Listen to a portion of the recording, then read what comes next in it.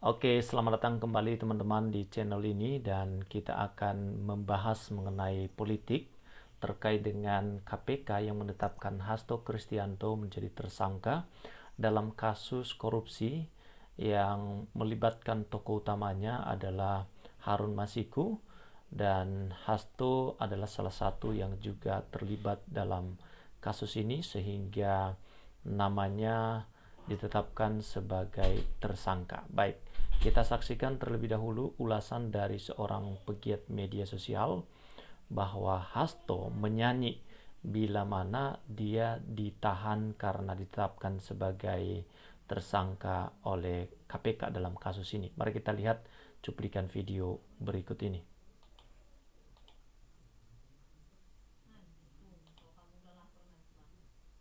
Nanti kalau Hasto ditahan KPK. Oke.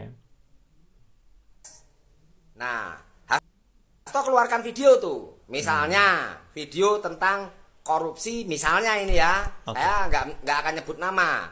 Misalnya Ketua Umum Golkar waktu itu ya, kan dia Menteri Erlangga Hartarto. Nah, berarti KPK juga harus menahan Erlangga Hartarto. Oke. Ya. Lalu misalnya kasus Kominfo Budiari. Iya. Ya. Lalu kasus Menteri Perindustrian. Bahkan mungkin kalau diungkap sama Hasto kasus korupsi dan punya bukti, Kementerian Pertahanan yang waktu itu dijabat oleh Prabowo, Wow. ya KPK juga harus memproses hukum Prabowo. Iya dong. Rakyat harus dikasih pertunjukan yang fair. Oke. Fair dong, ya, sportif. Nah, seru kan?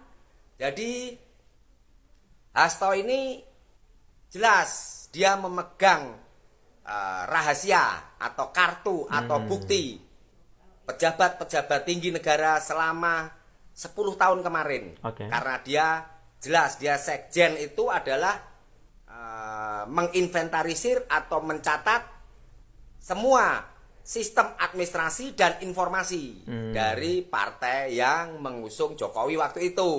Betul. Paham sampai sini? Ya. Nah, Hasto pasti tahu. Ya, karena presiden itu petugas partai. Oke. Memang iya. Ya, karena dia telah menggunakan jasa kendaraan politik yaitu partai politik waktu itu PDIP, Iya. maka dia harus tunduk pada pemilik kendaraan itu. Hmm. Masa kamu numpang di kendaraanku, ya, lalu kamu mau ngatur-ngatur aku, ya nggak bisa. Aku yang ngatur kamu karena Oke, kamu oke. numpang. Begitu, simple.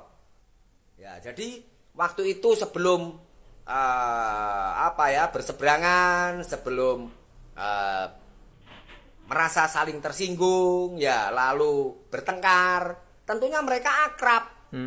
Ya. Nah, saat akrab itu tentunya info-info kan diberikan. Oke. Karena info di seluruh Indonesia itu ada di presiden. Ya. Badan Intelijen, Densus 88, Oke. Sandi Negara, itu semua memberikan info kepada presiden. Oke. Karena presiden waktu itu adalah kepala negara. Ya, itu wajib. Maka saya yakin Hasto pasti pegang kunci.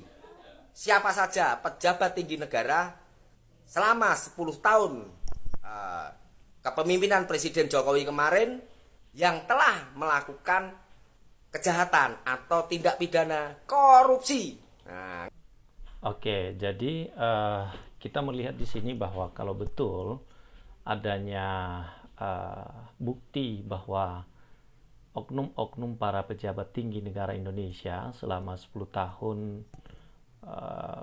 Presiden Joko Widodo, Presiden ke-7 memimpin Indonesia, ada keterkaitan dengan korupsi, ya tentu ini menjadi sebuah pertimbangan bagi KPK juga, ya, karena bagaimanapun juga KPK ini kan diusulkan oleh seorang presiden untuk ditetapkan menjadi ketua, ya, pimpinan KPK, dan artinya bahwa dia juga tidak ingin diganti, dia pengen ada di jabatan itu. Jadi kalau diganti ada ancaman lah, ya, saling mengancam satu dengan yang lain. Tidak mungkin kalau kalau Prabowo terlibat dan ada bukti fakta bahwa itu benar-benar dilakukan tindak pidana korupsi itu diproses, ya kan ancaman bagi KPK, ya. Jadi kasus korupsi yang melibatkan Hasto, apakah itu benar atau tidak, saya pikir itu hanya sebuah pertunjukan kepada masyarakat bahwa beginilah sistem elit-elit politik, ya, bermain, dan masyarakatlah yang menjadi korban, ya, masyarakatlah yang dirugikan.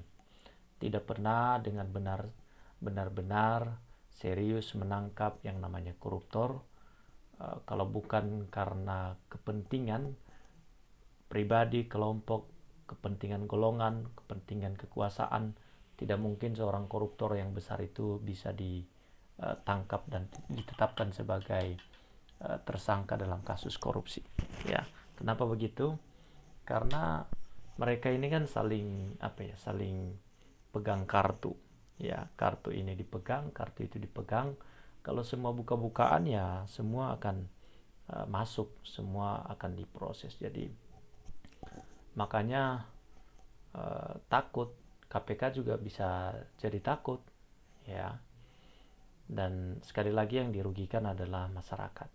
Korupsi ini perbuatan yang sudah mendarah daging sejak dulu dan tidak main-main, ya, tidak main-main, karena mereka juga melakukannya bukan hanya sendirian, tetapi bisa jadi berbagi-bagi, ya, berbagi-bagi kepada lembaga A, B, C, D, sehingga semua tutup mulut.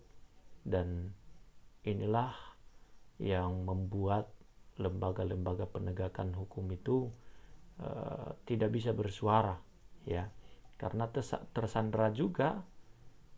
Makanya sekali lagi yang dirugikan adalah masyarakat.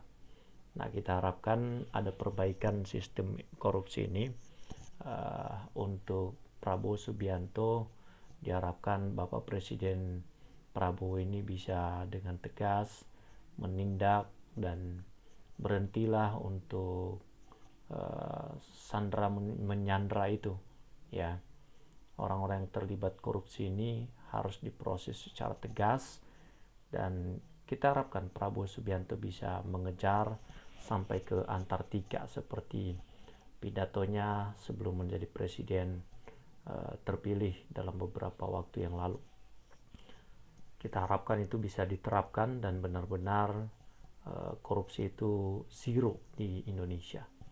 Kalau itu bisa dilakukan, negara kita akan mengalami kemajuan.